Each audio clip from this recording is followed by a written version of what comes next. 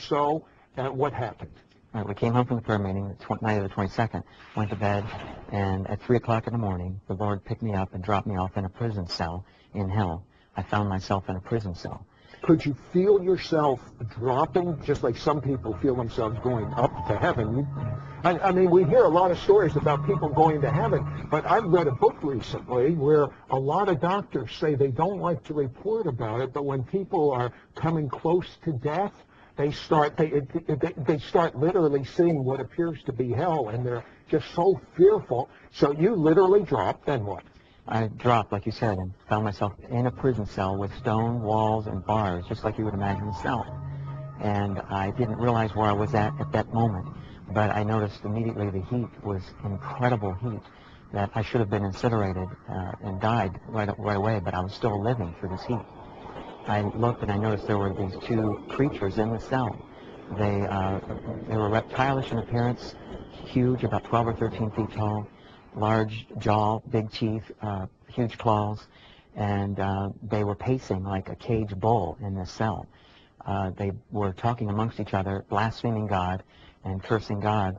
Now you told me that Jesus had told you later then that he took all memory that you were a Christian. So you went to experience what it was like as a non-Christian in hell. He withheld it from my mind that I was a Christian and explained that on the way back, but also, so I was there as an unsaved person would be, just like someone had not accepted the Lord. So when I saw these creatures, I didn't realize immediately they were demons, but that's what they were, fallen angels or demons. And they had a hatred for God and for myself. And they immediately directed their hatred towards me and picked me up and threw me near the wall. I felt my bones break. The other one picked me up and shredded my flesh with his claws, just tore up my flesh. And my wife and I like to work out and take care of ourselves and eat right, and now none of that mattered because the body was just being destroyed. What kind of pain were you feeling when this was going on? I felt pain. I felt quite a bit of the pain. But again, on the way back, the Lord explained that he withheld a lot of the pain from me so that I wouldn't have to experience the full brunt of it, but enough of it to let people know there is literal pain felt in hell. You will feel pain in the heat, and the torments are tremendous in hell. Now, could you hear anything going on? I heard screams of millions of people that were coming from outside the cell, and I knew there were people in other spots, in other prison cells and pits of fire and large area of fire that I'll get to that I saw. But the screams were deafening, overwhelming screams. It was terrible to even endure that, but you couldn't escape it. It's so loud and piercing. So that was one of the things. It's got to be almost like, say, a Vietnam veteran that remembers those things. It's something that you could never forget. Right. Screams. No, you'll never forget them. I know I won't. But I managed to move. I noticed I had no strength in my body at all. You have no strength in hell. So I managed to somehow crawl. That's as much energy as I could get to make a move. And apparently they let me. I crawled out of the cell. And in one direction, it's completely pitch black. A darkness that was beyond any darkness that you feel here on earth. And it was a darkness that you could feel, like it talks about in Exodus 10:21. But I looked the other direction, and there was flames of fire leaping high into the sky. It was off in the distance. I knew it was about 10 miles away, this huge raging pit of fire. And it lit up the skyline just enough to see the desolate, barren wasteland. Nothing green, no life of any kind, just all barren and desolate. So at that point, I was dragged back into the cell by the demons and more torments. But after that, I was picked up and taken out of that cell and placed over near the pit of fire. And it was enormous, about a mile across, raging flames. And I could see the outlines of people in this fire, screaming. They were being burned in the fire and torment. I didn't want to go in there. It was already hot enough, but I knew I just didn't want to go into the flames. That's a terrible thing to have to suffer, and these people were burning. And there were demons all around this cell pushing the people back in as they tried to claw their way out. They really couldn't get out anyway, but the demons were just there shoving them back in. I felt so awful for the people, but also for myself. And I looked around, and I could see all these demonic creatures all around me, lined around the cavern of these walls. They're all different sizes and shapes, There were some huge, some small. There were spiders, there were maggots and worms and big snakes, everything disgusting that you would not want to be around. And they're all there with a hatred for you. You felt this hatred emanating from them. Did you have any feeling like you could get out of that place eventually?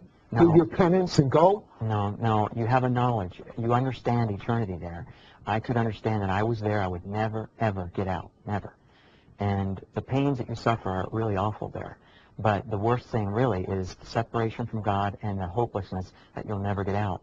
And that's why the Lord wanted me to experience that I didn't know Him, to call on Him, because He wanted me to experience what they feel, hopelessly lost, that you'll never get out. And one of the most tormenting thoughts for me was, I thought about my wife. We're very close, and I told her if anything ever happens in the world, earthquake, some tragedy, that I'd find a way to get to her. And I couldn't get to her. I would never get out. I would never see her again. Well, I was thinking about my wife a lot, and then I just wanted to talk to a person, just anybody. But you deny that. You never get to be with people. You never get to talk to anyone. You're just around these demonic creatures that can torment you and torture you. So you're denied that access. I noticed the smells are just terrible, foul odors. So like sulfur smell? Sulfur smell, burning flesh, just the most putrid, rotten smells you could imagine. But you didn't want to breathe. You couldn't really breathe anyway. There's not enough air to breathe. Every breath took such an effort. I just have to describe it. I breathed like this. It was like every breath you could barely get. And I thought I'm going to die any second from not enough air.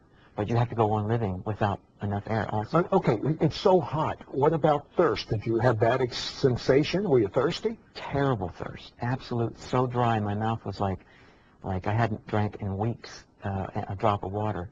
And that's how it is for eternity. There's no water in hell, Zechariah 9:11. And Luke, the rich man, talked about he wanted just one drop of water, how precious it would have been. And that's what it was like. Just a drop was so precious. And that's how water is to now. My wife and I now, I love water. But what happened next? I was viewing the desolate wasteland of hell, and something began lifting me up. And I didn't know what it was, but that was the Lord's presence lifting me up at that point, so I could see a little bit more of hell. And I could see that raging pit of fire with all the people screaming in it, and individual pits of fire with people in their own individual pit burning. And the demons all around clawing at me. Most of the ones that were around me were chained to the walls. And I can't explain, but they were chained to the walls. I was glad they couldn't get to me. But as I looked at them, I thought they were so powerful. As the one that picked me up and threw me into the wall, I was like the weight of a water glass to it. They had tremendous strength. And I thought, who could fight off these creatures? No one. And you're just hopelessly lost there for eternity. And as I began going up into the darkness, it's already dark there, but there's just a little bit of light by the flames, and it barely travels. But as I went up into this tunnel, as being raised up, it got darker and darker until it was absolutely pitch black. And I was in complete terror at that moment. And right then, when I was just desperately crying out, the Lord showed up, just in a bright light all of a sudden. And what was the sensation in your body when you saw Him? Well, to go from 1 second earlier to be lost for eternity to the next second, knowing He placed it back in my mind that I was a Christian. So I instantly knew who it was, that it was Jesus. I said, Jesus. And He said, I am. And I just fell at His feet like a dead man. I just collapsed at His feet. And I just wanted to worship Him forever and ever. I wanted to thank Him over and over and over again for rescuing me, that He's the only way out of this place, is knowing Jesus. And I was so grateful. And when you're in His presence, you don't really want to ask questions. You just want to worship Him. But yet thoughts came in my mind of questions. And I thought, Lord, why did you send me to this place? And He answered my thought. And He said, because many people do not believe in hell. He said, even some of my own people do not believe that hell exists. That surprised me, but there's been many people that have called in to us, even on radio shows, that Christians that have said they don't believe in hell.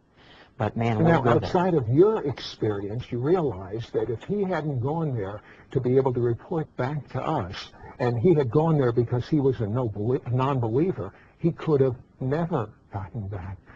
Has that thought ever crossed your mind, what it would have been like to be there For all of eternity? I just can't even really imagine. I mean, when I was there, I did imagine it, and it was